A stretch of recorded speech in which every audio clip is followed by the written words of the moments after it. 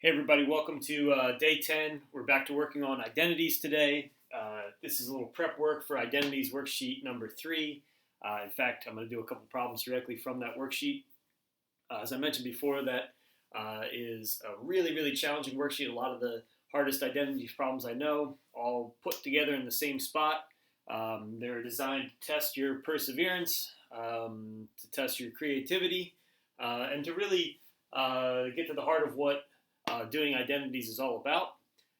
Part of it is a trig identity is kind of like a puzzle, and if you're doing like a really hard puzzle, I got actually because of boredom, I got one over here that we're hard at work on. Not making too much progress just yet, but yeah. So like with puzzles and with identities, there's strategies that can make things a little bit easier. Um, certain structural things that you can attend to, different things like maybe doing the edge first, or working vertically. That always seems to help you out a little bit. But it takes a lot of trial and error, a lot of perseverance, and sometimes you start and have to stop and come back to it. So you might have to do that a little bit here too. So I'm going to show you the first example and talk about a few of those different strategies, and then another one later in the worksheet. So this one, the left-hand side was this expression here, and the right-hand side, way down at the bottom, is sine x plus cosine x over sine x minus cosine x. So the first thing that I notice is that structurally, this is two terms, two fractions added together, and that's a single fraction. So I know that I need to get a common denominator. However, if I try to jump right into it, like dive in head first and just create a common denominator as it is, it's going to get pretty messy. And you can see that right away, that the 2 tan will get multiplied by the 2 cosine squared minus 1, and then all hell will break loose. That's going to get pretty messy. And not saying that you won't see your way out of it, but that isn't going to be the most efficient way, and it's probably going to be a little bit more frustrating than usual. So what might be worthwhile is knowing that we need to get a common denominator, spend some time looking at what makes the common denominator similar. You might do this if you're adding two fractions that have a common factor in the denominators. You might not just multiply them together. You might say, hey, what's that common factor? Let me see if I can find the least common denominator. This is the same idea, but it's up a level because there's some trig functions involved. So what do I really mean is I notice here that 1 minus tan squared is the same as 1 minus sine squared over cosine squared. And I notice over here that 2 cosine squared minus 1 is cosine squared plus cosine squared minus 1. And that seems like a silly way to write it. But what I'm saying is I see some similarity in those two denominators, particularly if I were to come in here and take this first fraction and multiply it by cosine squared over cosine squared. When I do that, I'll just kind of write down the next step. It'll be 2 tan x times cosine squared over cosine squared minus sine squared, plus 1 over, and I'll have another cosine squared minus sine squared, because we know that cosine squared minus 1 is the opposite of 1 minus cosine squared, and that's sine squared. So basically, I was able to actually get a common denominator without too much work. Just a little creativity and kind of looking into the heart of the problem and seeing what was really going on there. Okay, so let's write it all over that denominator, cosine squared minus sine squared. There we go, like that. That numerator, if I focus now on this term that I've created, 2 tan x cosine squared, that's 2 sine over cosine times cosine squared. So I've got some cancellation going on there. And I'm going to write that. I'm going to write that that is going to be 2 sine x times cosine x, and then plus the 1. Okay, so I'm going to pause and think for a second here. When you do that, it's always kind of good to go back and verify that all the steps you've done have been correct. If you're ever unsure, you can check them on Desmos, see that the two graphs are exactly the same. That lets you know if you weren't sure that you did a good algebraic step. So here I'm looking where I am, and I'm looking where I want to go. And you can actually see that you're getting pretty darn close. Actually, I noticed that I wrote the problem wrong. This denominator should be cosine minus sine. Copied it wrong from the worksheet. That was a good catch, because otherwise I would never get there. Okay, just going to keep filming. The numerator doesn't look anything like the numerator where I want to get to, but I do notice that the denominator is close. In fact, the denominator is going to have a really nice factorization there. Cosine x minus sine x, and then cosine x plus sine x.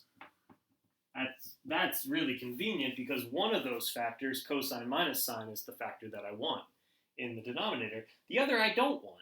And the fact that I don't want it tells me it must cancel in the numerator somehow.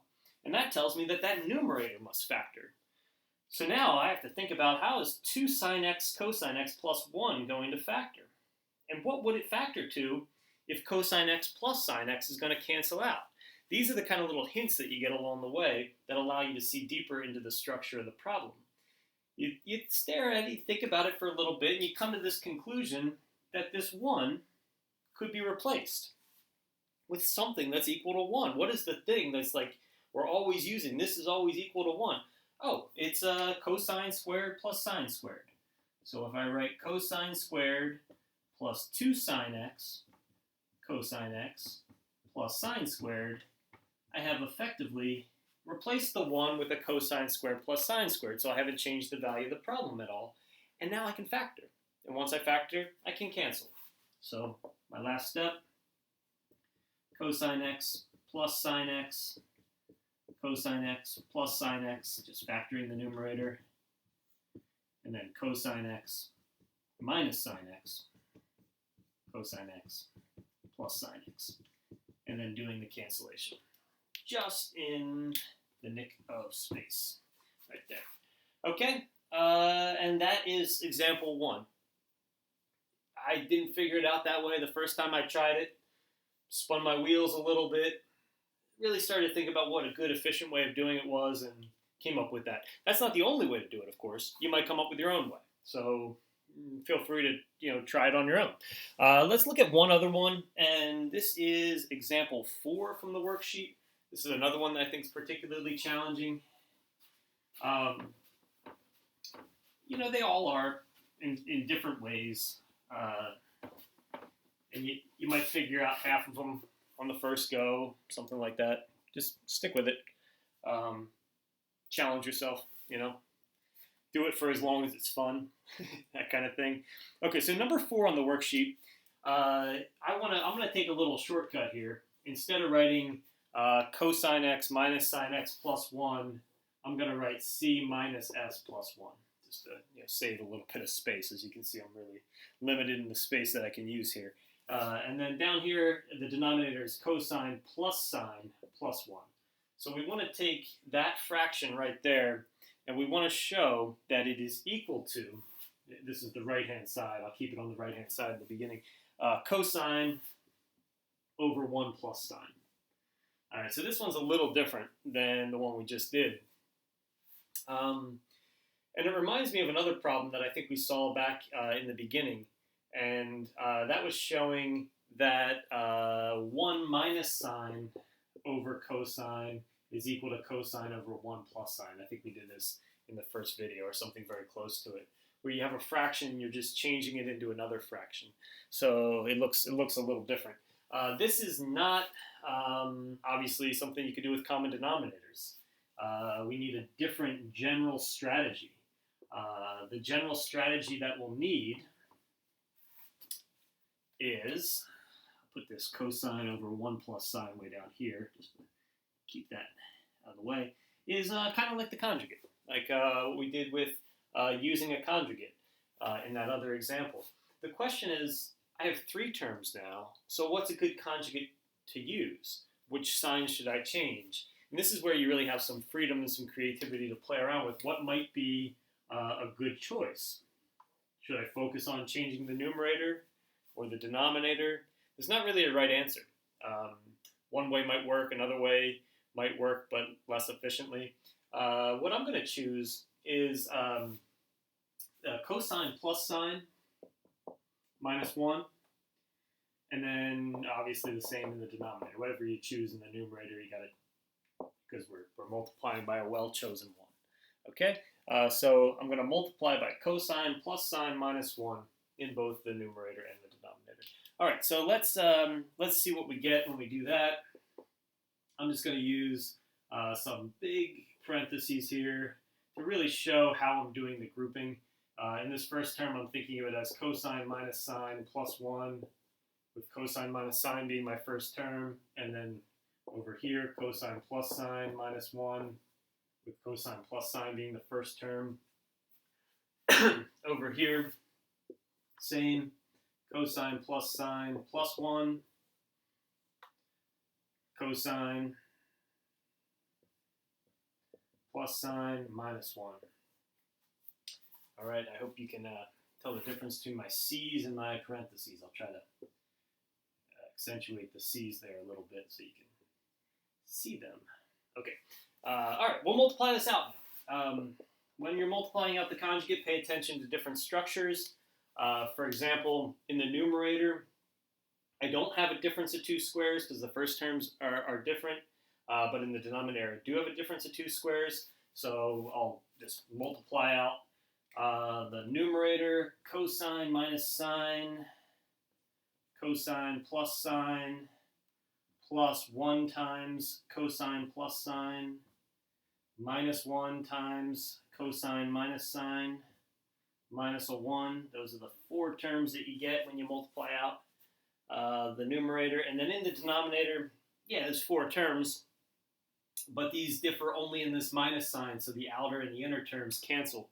So this time I'll get cosine plus sine squared minus a 1, just like that. All right, put all that together, see where I stand. Have to multiply out again here. This part is a difference of 2 squares, so that's going to give me a cosine squared minus a sine squared. Over here, I'll have the C's canceling, but I'll have an S minus a negative S, so that'll be 2 sines. I've got 2 sines there, and minus a 1. By the way, it's generally bad form to not write out the cosine x and sine x. You don't want to forget that these actually are functions operating on some variable. It's not just an algebra problem. There are mathematical structures beyond this. Yeah, I didn't have a lot of space. So anyway, keep on going down here. This would be cosine squared plus 2 sine cosine plus sine squared minus 1. Okay, so I've just been doing some mindless algebra for a few steps here. Now it's time to kind of look and see, where am I? How close am I to the goal of just cosine over 1 plus sine? And maybe what's a good idea to push it forward a little bit? Well, in the denominator there, I see something very nice. I see a cosine squared plus a sine squared, and that's 1. And then there's a minus 1, so that wipes out a lot of stuff in the denominator. In fact, it wipes out everything except the 2 sine cosine. Okay, great. Not that great, because I didn't want a 2 or a cosine in the end, but yeah, just stick with it for a second. What about the numerator? Is there anything that can cancel there? Well, here I see, I'll just highlight it with the red pen, I see a cosine squared minus a 1, which is a negative sine squared. All right, that doesn't wipe out with the sine squared there, but it makes 2 negative sine squareds. Right? There's one in red and another in blue. So negative 2 sine squared plus 2 sine. Okay. Oh, good. So I see that there's a common factor in the numerator there. A 2 that can factor out, and a sine that can factor out. So that will leave me with 2s, 2 sine, times negative sine plus 1 over 2 sine cosine. And now you can see that things are getting very, very close. -2 sign in the numerator cancels with -2 sign in the denominator. And I'm left with, let me just rewrite on this line here, 1 minus sine over cosine, which is oh so close to cosine over 1 plus sine. In fact, you might remember that that was a problem that we did, that I mentioned at the start of the video, or the start of the example, and that we did in an earlier sheet. So you could just multiply here by a simpler conjugate, 1 plus sine over 1 plus sine. Your numerator now is going to give you 1 minus sine squared, and that's a cosine squared. So I'll squeeze it in here, cosine squared over cosine times 1 plus sine. You cancel a cosine, and you're done. Not easy by any means. Don't think that the first thing you're going to try, that wasn't the first conjugate I tried. I kind of played around with it a little bit. But you'll come up with something, and you'll make some progress. And as I mentioned, you'll probably learn as much from your wrong turns as you will from your successes. Especially if you're checking your algebra as you go with Desmos. All right, good luck on worksheet 3.